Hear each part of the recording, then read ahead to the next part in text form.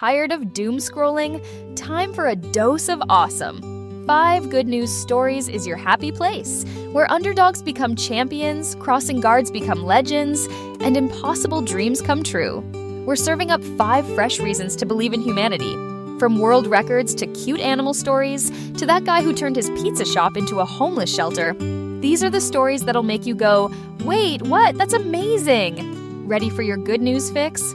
Follow 5 Good News Stories wherever you get your podcasts, because let's face it, we could all use more awesome in our lives. The number 5 Good News Stories.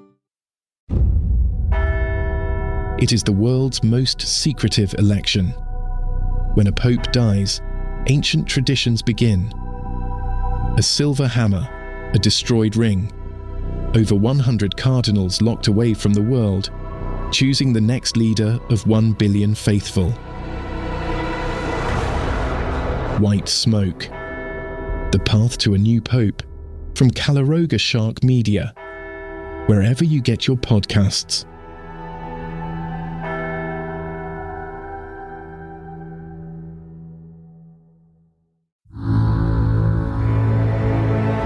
Caloroga Shark Media.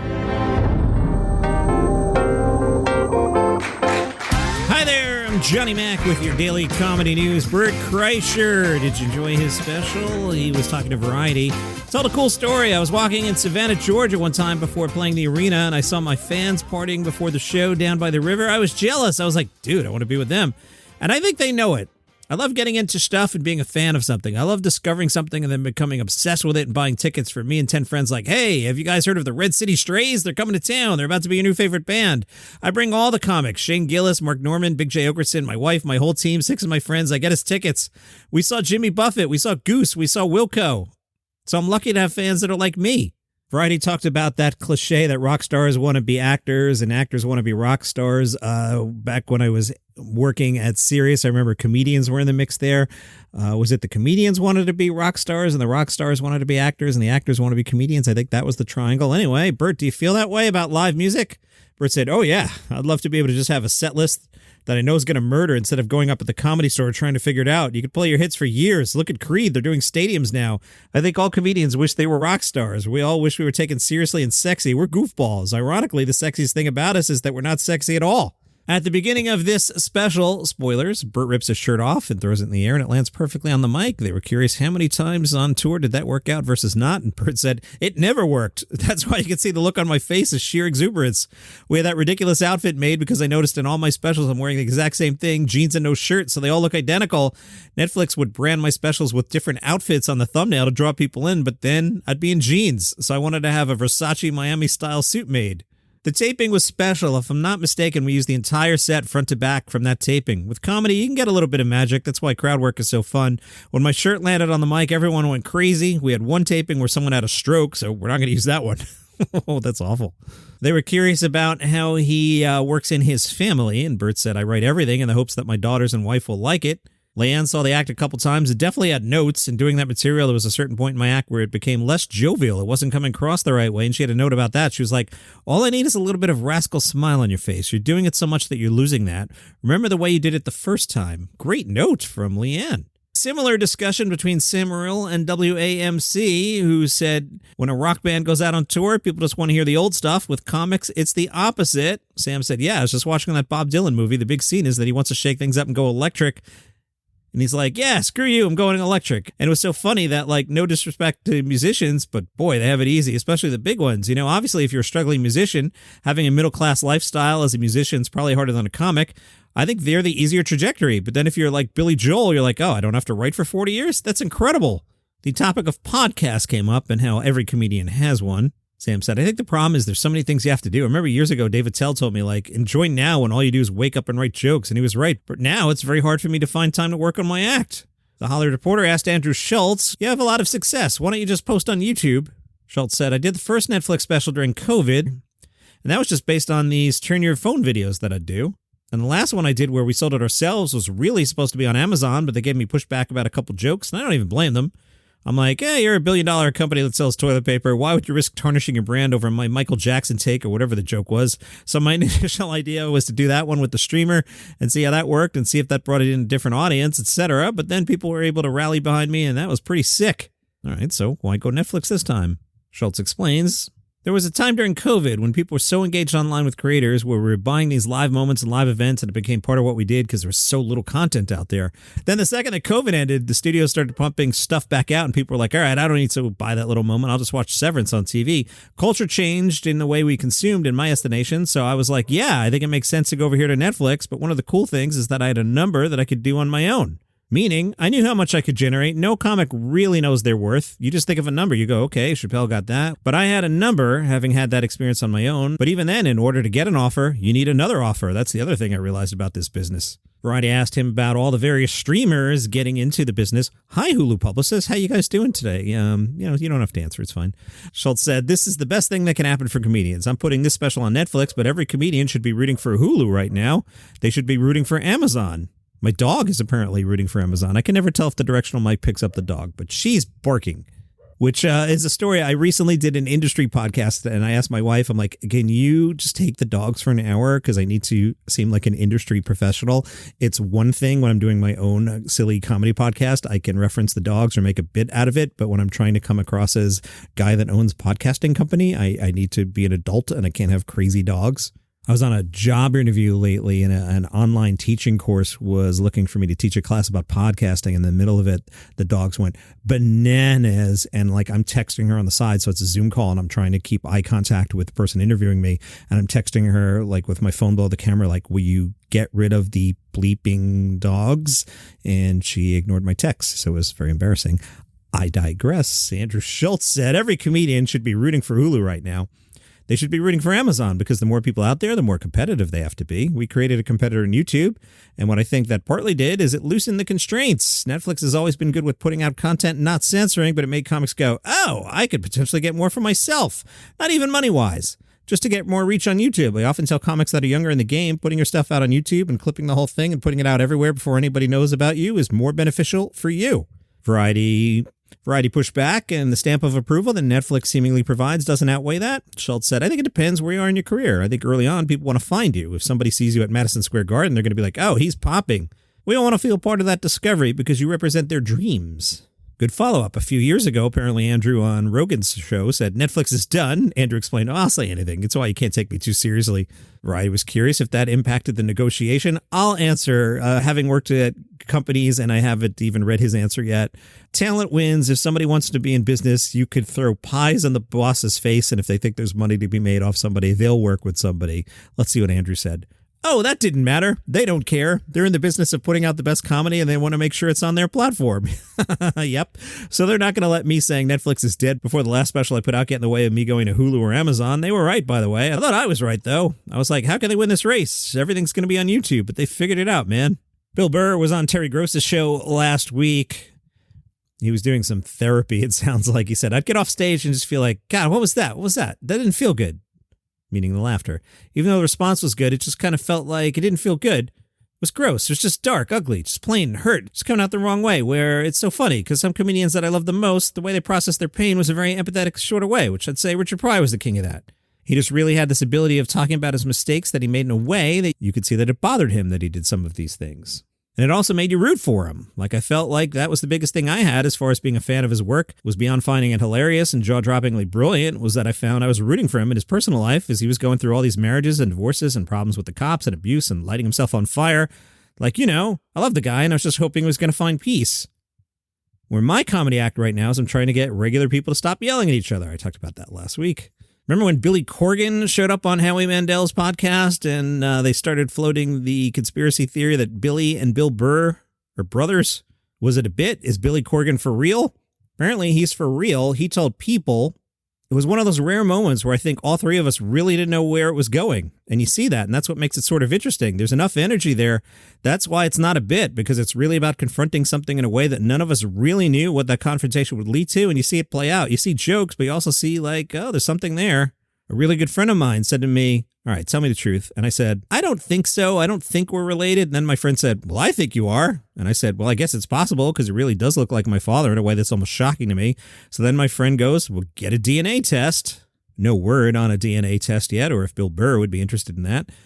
Corrigan said, it's taken on a life of its own. It's sort of strange. It really started from honest things, which are, my father may have fathered 12 other children, and the facts of Bill's life actually do match the story that I was told. So there's no invention there. Mo Amer talked to the BBC.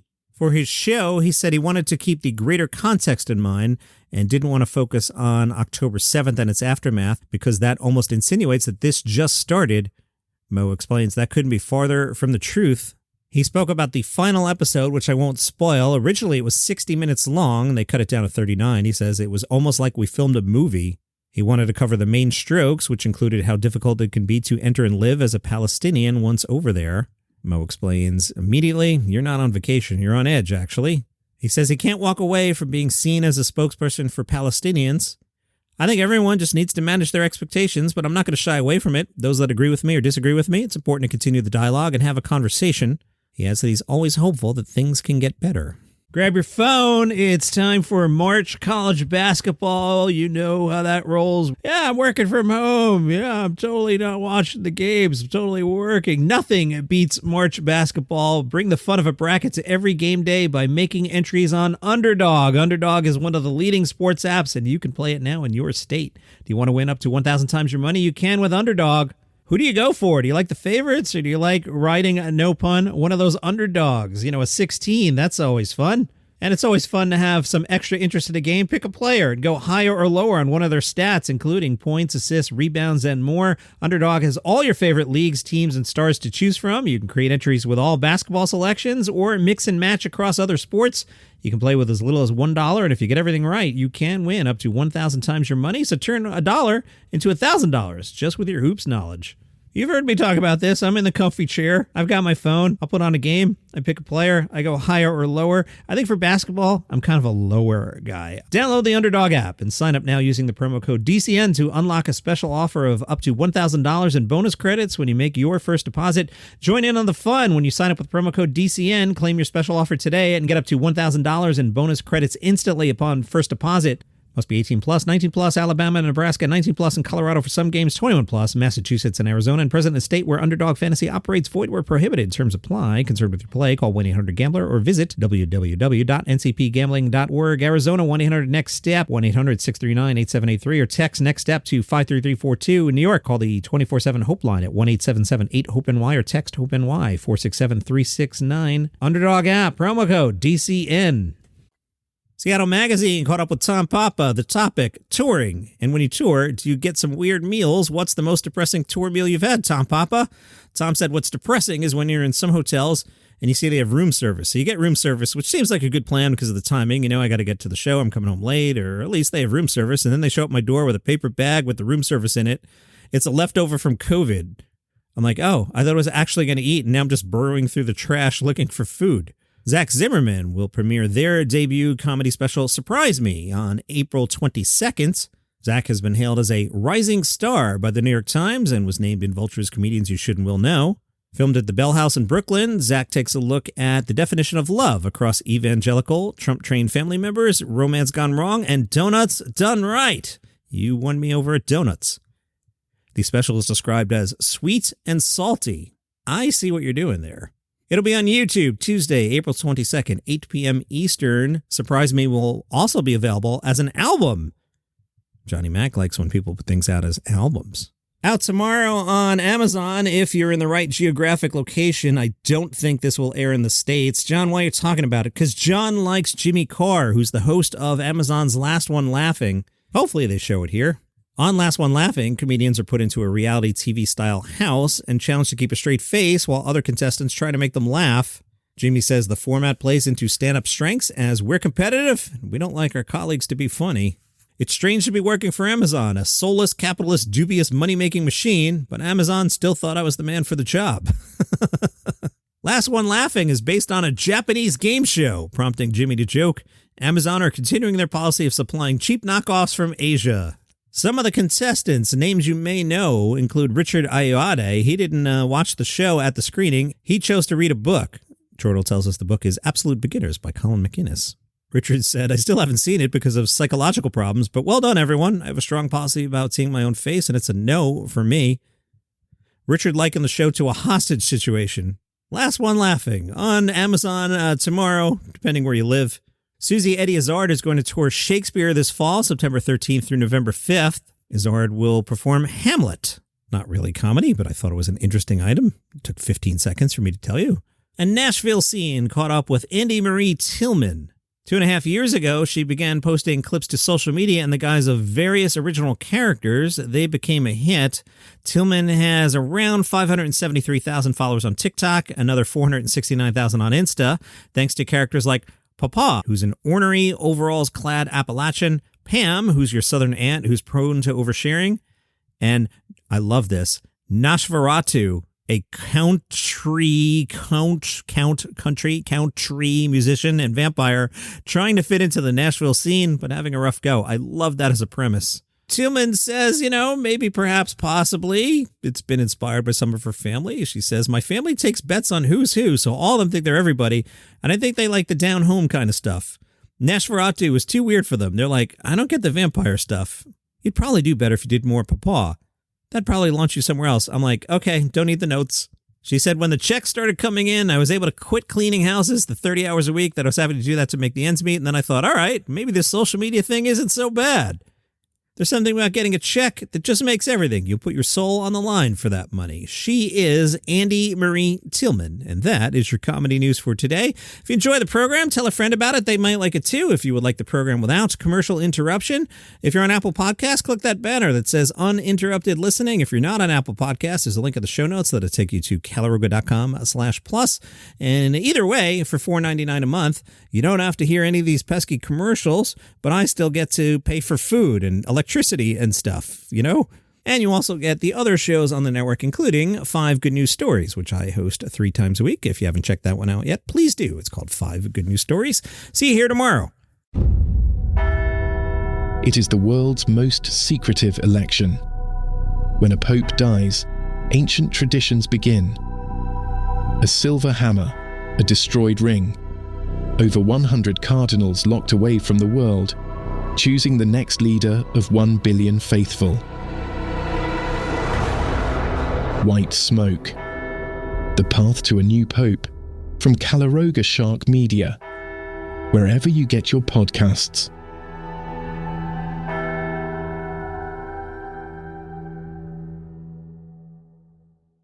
If you're fascinated by UFOs, aliens, ghosts, demons, cryptid creatures like Bigfoot, Chupacabra, and Mothman, then I have the show for you. The Paranormal 60 with Dave Schrader.